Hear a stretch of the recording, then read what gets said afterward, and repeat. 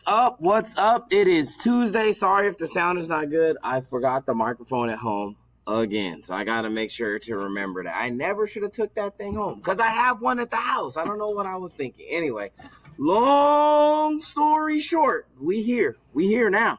We here now. Anyway, it is Tuesday the 14th. Can you believe we're basically at the halfway point of January as well? It is going to go quick from here on out. Trust me. So stay locked in. We are just about halfway through of the second trimester as well. We're really close to that point. Cool. So let's just talk about this for just a second. Never back down, never give it up. I know it's Nick 830. You know, I know it's the whole thing, but to be honest, it's a good mindset to have because things are going to be tough. Life's going to be tough. There's going to be a lot of things to do. There's going to be a lot of things competing for your attention, but you've got to be like, yo, even though there's a lot, I've got to be like, I'm not going to give up. I'm going to keep going. Sometimes you might need some help, but I'm not going to give up. Sometimes I might need some new information, but I'm not going to give up. Sometimes I might have to spend some time finding some new solutions, but I'm not going to give up. And that's the key, that we're not giving up. All right, see you later, Gravity and graphing intro. So here's the thing. On this video, I'm not going to spend any time going over the CER. The last two videos in a row, I went over the CER, so make sure to get those in the video lesson. So again, or you can go to the CER playlist, right? And you can get the stuff from there. But I'm not going to spend any time going over the CER here. We've talked about it in class, and we went over it in two different videos, so I'm not going to spend time.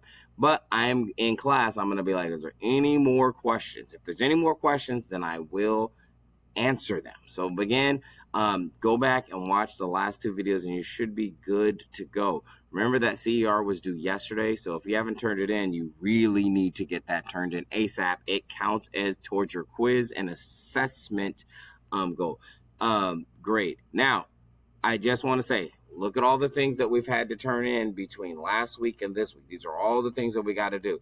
So there's the linking literacy. That has already been graded. There's also the second trimester goals. That also has been graded and put into Aries. The space dog math, that's the one down below. That one is next to be graded in the CER that was due last night. I'm going to grade that. I probably will start grading that, I would guess, Thursday, because I think I'm going to take Wednesday off. So I'm hoping to grade the space dog math tonight. So make sure that you have everything done in class. So not in this video, but in class, I'm going to take 10 minutes. So you who's watching this video, go and make sure you have all of these different things turned in and everything submitted. But I am going to just move forward. But in class, we'll give about 10 minutes. So that's the same thing that you should take, about 10 minutes to make sure that you have everything done. All right, let's keep that pushing. And we are on to the last part. So then you need your scientific notebook out. And by the way, it's the last time we're going to use the scientific notebook for a little bit. So go on over there to page number 78. Again, page 78. Why does an object fall when you drop it? So pause the screen and just answer that. Again, pause the screen and answer that question. All right, let's go. Oh, whoa. Okay. Oh, I got to go like this in order to answer this question. Boom. So let's answer this question and just say an object falls when you drop it because the gravity, or you could say gravitational force, the gravity from Earth is pulling all things towards where? Hopefully you got this, towards the core of the, or you could say towards the core, or you could say towards itself. And that would actually really summarize the actual definition of gravity, which is that objects, the tendency of the objects to pull other objects to itself. That's what gravity really is. So, yeah, if you put something similar to that, then you've got it. You've got it, and then we're good to go. All right, let's keep it moving. Let's keep it moving. Now we are saying goodbye to gravity. The wild part is, and maybe I should have put their music on here when I was like, oh, we're saying goodbye to gravity. Bye. See you later. We're out of here. We're moving on. I saw that there's a band called Goodbye to Gravity. They go hard. They're going hard. I was like, whoa.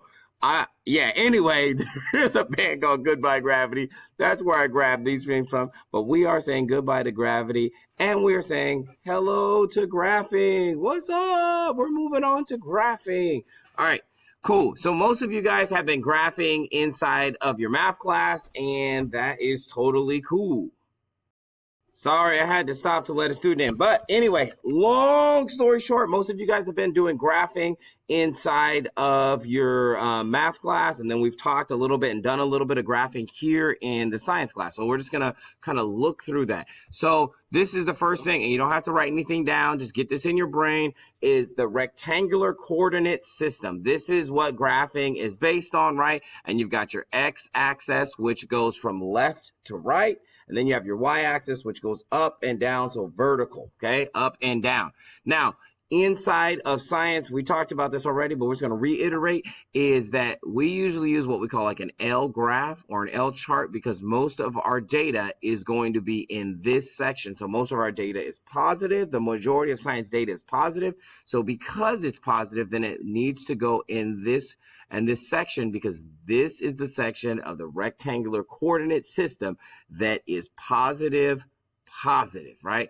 And then we see over here that 0, 0, that is your origin point, right? So that is where things usually can start from. So we call that the origin point. We don't always have that in the graph, but we try to, right? So again, this is the positive section, and that is where the majority of our graphing will be. Sometimes we get into negative, like with temperatures or things like that. And so that is when we might like have that included.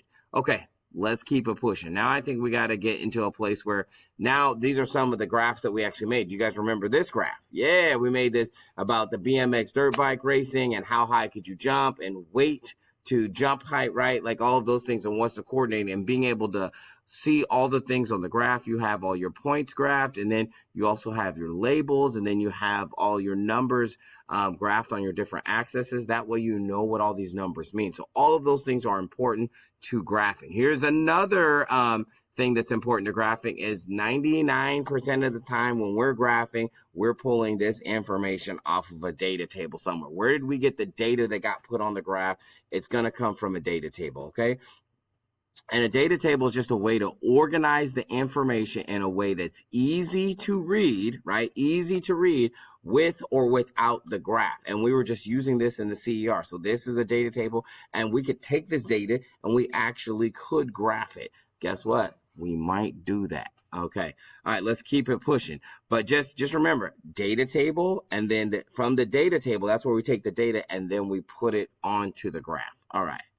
Now, this is the last one we're going to look at. This is another one where we actually did do this, right? So you guys went on there, you went through the simulation, you got all the information, you put it into the data table, then we took the information out of the data table, and then we built a graph for it. And that is the most typical way where we're going to do it like this. Put all the data, get the data from the experiment, put it in a data table, and then we will go over there and we'll graph it. Typically in science, we are not graphing by hand, mainly because we have too many data points. That's the main reason we do not graph by hand in science, is because we have too many data points. So typically we are going to use a computer to do the graphing, and that is what we're going to teach you how to do, is how to do digital graphing. Some people are like, well, then why did I have to learn it by hand? So you understand what's going on the graph, right? So you understand what the computer is plotting and how did it get that XY coordinate and what that means and how the slope, right? And understanding a positive and negative slope and how that correlates to data. So all of these things are important to know the background foundational knowledge. Then you can use more advanced techniques. Okay, cool. So please write this down in your journal. Again, please write this whole thing. And people are like, do I have to write everything? Yes, write everything down in your journal, okay? I'm going to talk, and then you can pause when you're ready. So graphing, this dry mix is just an easy way to try and remember things. So the dependent variable, don't forget the dependent variable. That is the thing that we measure, okay? Again, the thing that we measure, or the responding variable. So it's the thing that's responding to what's going on. So that's the thing we're going to measure. That's the thing we don't know. That always goes on your y-axis or the vertical axis. So that dependent variable, that thing that we don't know, that is the thing that is going to go on your y-axis. Now, the independent variable, that's the thing that we can manipulate. That's the thing that we're going to be able to say, this is what it is, right? And this is the thing how we can change it, right? That is going on your x-axis. So that's going on the one that's going from left to right. Now, you guys should, hopefully you guys are comfortable with that idea about the y-axis, the x-axis. Again, draw all this. You want all this on one page by itself. You want this to be big, one whole page. So you might want to turn your journal, whoop, in the landscape, and then put it all on one page. So get all of that in there, okay? So get all of this drawn in there, and then pause the screen if you need it, but Mr. Farr is going to move forward. Again, pause the screen if you need that. Get all of these notes here inside of your journal. Okay, let's just look at this for just like 2 seconds here, okay? So if you look on the y-axis, the number of creatures, do we know what the number of creatures are out there? No. Can we select or manipulate which creatures are the ones that we're actually going to look for? Yes. So we could say, okay, we're going to go outside in this field and we're going to look for gophers and birds, okay? Now, do we know how many gophers and birds are out there? No. We would have to go out there and figure that out. But we're able to manipulate, right? So that's the one that goes down here, that we're able to manipulate or change what creatures we're looking for. We could be like, nah, we're going to look for ants, or we're going to look for snakes, or we're going to look for squirrels. Like we could change that part. So that's the part that's going to go on your x-axis. We do not know the number of ants. We do not know the number of squirrels. So that's what's going to go on your y-axis. That's the part that you are actually going to find, right? That's the part that is that you don't know. Okay, that's the unknown. That's going to end up going on your y-axis. Okay, let's keep it pushing. Let's keep it pushing. Okay, so this is the last thing we're going to look at for today. So we have an example of a weight to plane. So please don't say anything. Just look at this graph. You don't have to write anything. Just look at this graph. Read everything. Read everything. Then I'm going to ask you some questions, and you should, or hopefully, you can answer them. So again, if you need to pause, like read everything, pause the screen, read everything, and then we'll keep going. Did you guys pause everything? Did you pause everything? Did you pause everything? Okay, so again, pause everything, read this. And here's some questions. What is this graph about in general? Hopefully you're like, yeah, it's about a paper airplane and how long it's able, or not how long, how long it's able to fly, how long it's able to stay in the air versus its weight in grams. All right, cool, right? And it's really not weight. They really should have put what? Mass. Yeah, you guys got it. So we're gonna make that switch over there. And then here's the other question for the people. What is the best? So let's just say you were in a paper airplane flying contest. What is the best mass to have your plane at? Yes. So hopefully you see that the best looks like somewhere between 9 and 10 grams. That's what it looks like. Somewhere between 9 and 10 grams seems like the optimal mass to have of your paper airplane. Now, it looks like at 11 it starts to go down.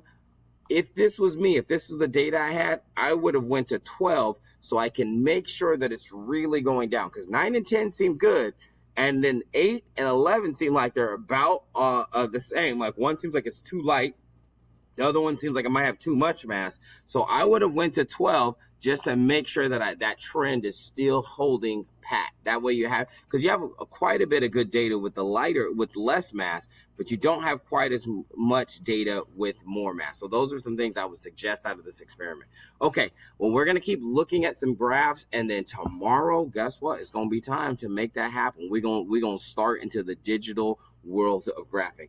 All right, y'all. Peace.